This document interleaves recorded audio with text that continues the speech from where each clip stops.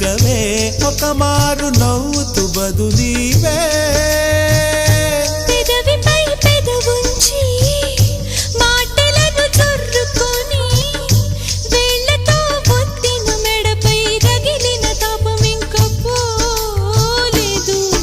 అరే మెరిసేటి రంగు నీది నీ అందానికెదురేది నువ్వు తాకే చోట ఈ పెక్కులే ఇక ఒళ్ళు మొత్తం చెయ్యవలెను పుణ్యమునే